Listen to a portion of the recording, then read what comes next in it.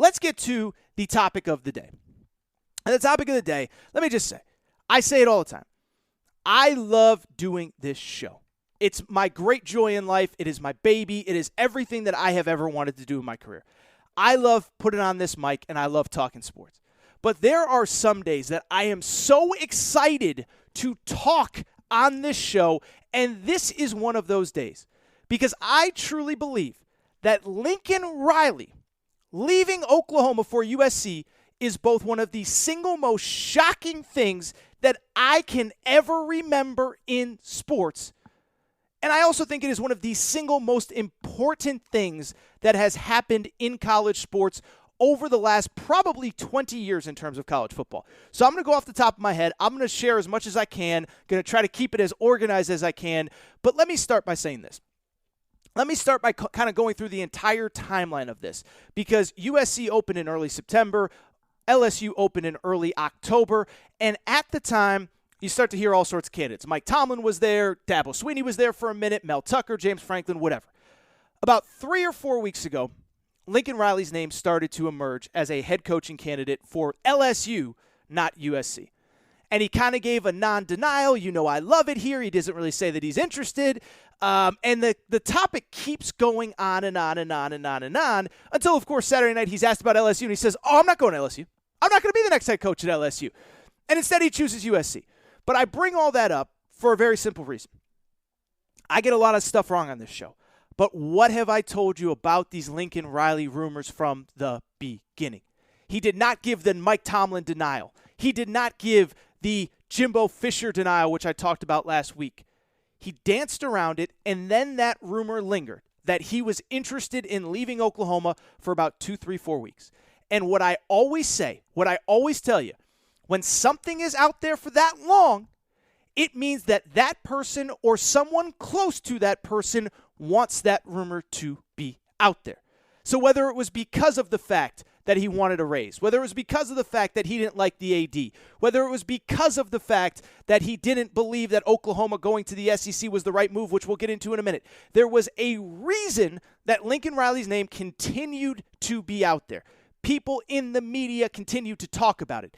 And it is because somebody wanted that news out there that he was willing to be open to the idea of leaving Oklahoma, and that officially happened on Sunday, as he chose USC. Now, why he chose Oklahoma, let's get into that. Because to me, I think there is one very clear reason. And what did I tell you when the LSU job opened up?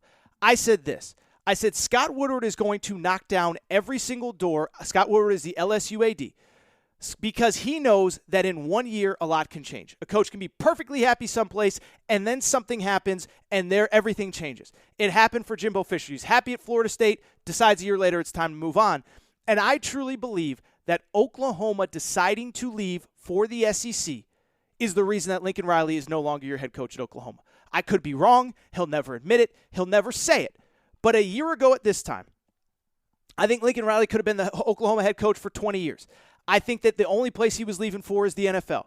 And I think that the move to the SEC changed everything.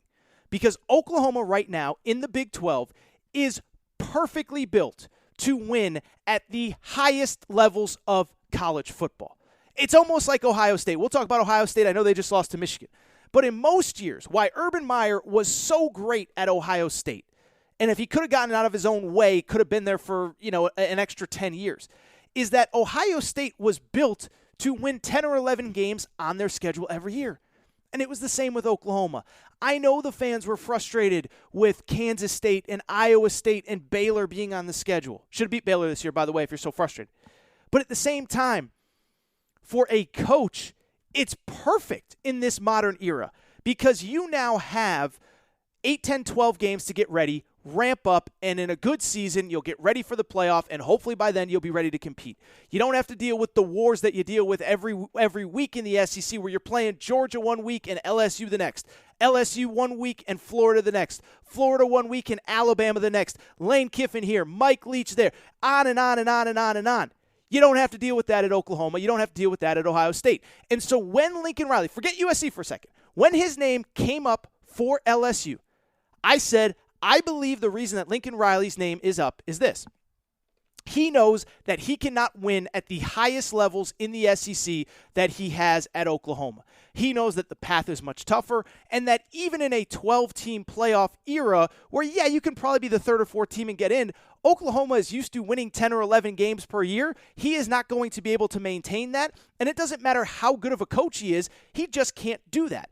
And so because of that, it makes a ton of sense for him to start looking around, because let's take LSU before we get to USC. LSU, he can recruit the players that he needs to win a national championship. The last 3 coaches have won national championships.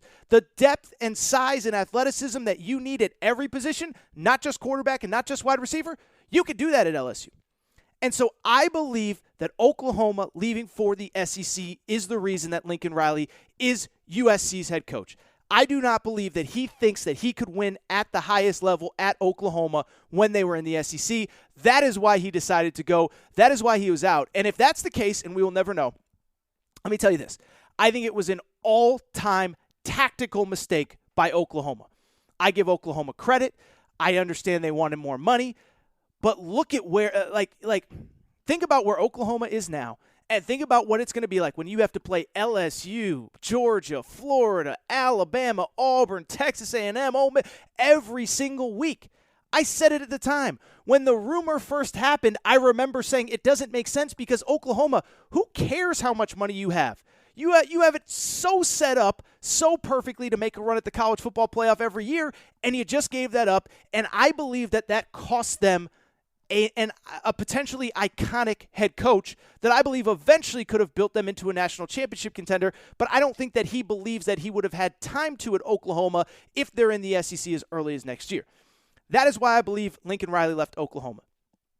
Now let's talk about what Lincoln freaking Riley can do as the head coach at USC, because I'll tell you, the sky is the limit. And it isn't often that we say this. And look, we get this stuff wrong, right? Like, we thought Harbaugh was going to run through the Big Ten. And he mostly has. And we're going to talk about him in a minute. He had the incredible win over Ohio State. But it took him 7 years to win the Big Ten. And so no hire is guaranteed, not even Lincoln Riley at USC.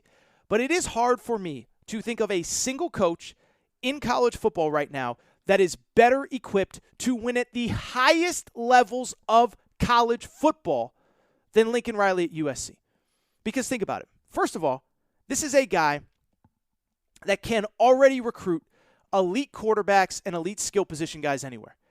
He is now going to the cradle of quarterbacks in Southern California. We know the names of the quarterbacks from Southern California that are currently dominating college football. Bryce Young, who I believe will win a Heisman, is from Pasadena. C.J. Stroud is from Rancho Cucamonga, I believe. DJ Uiagalelei is from somewhere in Southern California. Matt Corral is from Ventura County, which is in Southern California. Well, now Lincoln Riley, those guys are all in his backyard. I should mention, by the way, the top 2023 high school quarterback is already committed to Oklahoma, which means that, in the next couple weeks he's going to be committed to USC because he wasn't committing to Oklahoma to play for the Sooners. He was committing to play for Lincoln Riley. And so I bring all of this up to just say he already could get the best quarterbacks and skill position players in the country. Now he is in a hotbed in Southern California where he is going to train, for lack of a better term, everywhere else, where the skill position guys are there at corner, at safety, at wide receiver. They're all there for USC to win at the highest level.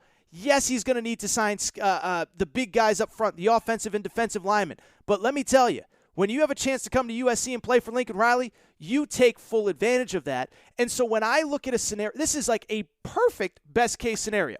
USC already has a really talented quarterback on the roster named Jackson Dart. Never forget, in the one-time transfer era, Lincoln Riley can bring Caleb freaking Williams with him to USC if Caleb Williams chooses and wants to come to USC. He can bring whoever he wants from Oklahoma. Now, I believe there's NCAA rules that you can't tamper and you can't do all that. But if they hit the portal, they're going to go to USC. So he can restock a roster that's already pretty talented, and now he can recruit and he can continue to do what he's doing at Oklahoma, where he has built a program, or really maintained. I know that Bob Stoops built it, all that stuff, but that wins 10, 11 games a year. He has the blueprint. He knows how to recruit. He knows how to sell. He will bring that blueprint to USC the same way that Urban Meyer brought his blueprint from the SEC to Ohio State, and it changed the Big 12. It changed the Big Ten. Urban Meyer just recruited, coached, coordinators. Everything was completely different in how Urban Meyer ran his program, and it changed the Big Ten, where Penn State had to keep up, where Michigan had to keep up, where Michigan State is now paying a coach almost $10 million per year. And I believe Lincoln Riley's going to have that effect because the national championship caliber blueprint is there, where he now knows what he is capable of doing, how to build a program, what it looks like, who you have to hire, how many support staff, what recruiting role, all that stuff. And so this is a program that I now believe the talent is there to compete at the highest level right away. Do I think they'll make the playoff in year one? I don't. But I think you get Lincoln Riley in there. You get the right quarterback in there. There is no reason to think why USC cannot be a playoff contender in as early as year two.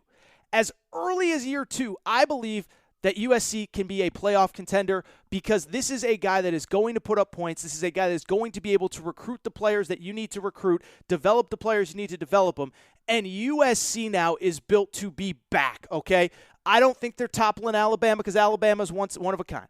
Georgia's going to be there. Ohio State's going to be there. But now you talk about a coach with a brand going to a place where he has all the players he'll ever need. And I think in some ways it changes college football as well, just because of the fact that for the last 3-4 years, all of these other programs have been able to come into Southern California and basically get whoever they want. Not just the quarterbacks, but there's skill position guys all over the country in these other places from Southern California that didn't want to stay in the Pac-12, and now they will, and many of them anyway, because of Lincoln Riley. So this is huge. This is mega. I believe within 2 years, he can have USC in the mix in the college football playoff conversation. Really quickly, let's talk about a few other elements of this job. One, first of all, let me just say this. LSU is in a very precarious situation right now because they super slow played this whole process. I believe they thought they were going to get Lincoln Riley, okay? So here is my actual thought on how this happened. I believe that Scott Woodward, as I've talked about so many times on this podcast, Scott Woodward is the most aggressive AD in all of college football. And I believe that Scott Woodward somehow figured out that Lincoln Riley was willing to move and willing to take another head coaching job. And I believe that once USC got wind of that, they put their little nose in the air, they go, start sniffing around. They said, well, if he's going to go there, why don't we try to convince him to come here and see if he will take our job as the head coach at USC. So I could be wrong on that, but I do wonder if LSU kind of created the market for Lincoln Riley that nobody knew that a market even existed, and now I don't know where they go. Because Billy Napier was the guy that you knew was going to take the job. He had made it publicly clear, I am not doing anything until LSU makes its decision. I think he would have been pretty good at LSU. But I also think if you could get Lincoln Riley, you don't take Billy Napier. But in the process, Mel Tucker got a raise. James Franklin got a raise. P.J. Fleck, who wasn't a candidate there, but he got a raise. Dave Aranda's probably going to get a raise. And so now, where does LSU go to get the guy that they want? And I think they might have gotten Lincoln Riley if they could have kept it a little bit more under wraps because it is clear that he was open to the idea of moving. So that's my first thought on this. The second thought, I'll just be honest. One, I think Oklahoma screwed this up big time. I really, truly do. I really, truly believe that they screwed this up big time by going to the SEC. I said it when it happened. It does not matter how much money you are going to make. You cannot put a price on winning.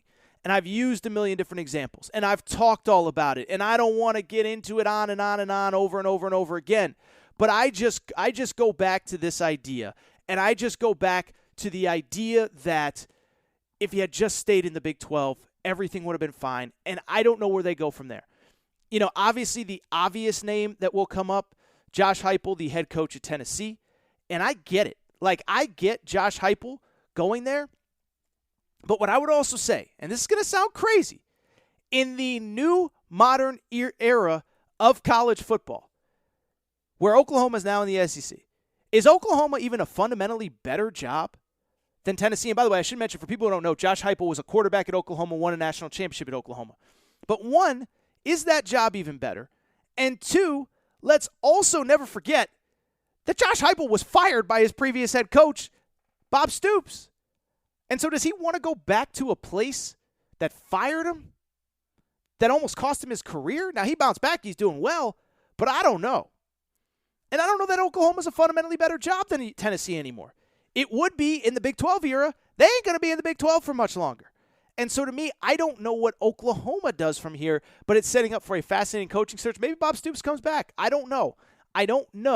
But what I will tell you is, and I said this to lead the segment, there are not many days in college sports, in college football, in sports in general, that you feel like there is a move that fundamentally changes the sport as we know it. I believe that Lincoln Riley going to USC does that. I believe they can compete at the highest level. I believe they can compete for national championships. I believe that it changes the entire trajectory of the Pac-12. And I believe it's a great day for USC, and it's a great day for the Pac-12. Lincoln Riley is the head coach at USC. I cannot wrap my head around the idea that Lincoln Riley is the head coach at USC. This is great for the program. This is great for the Pac-12. I totally believe that it's predicated on the idea of Oklahoma going to the SEC. We will never know. But, man, you think college football is crazy. What? I don't even know. I need a quick break. So I'm going to come back.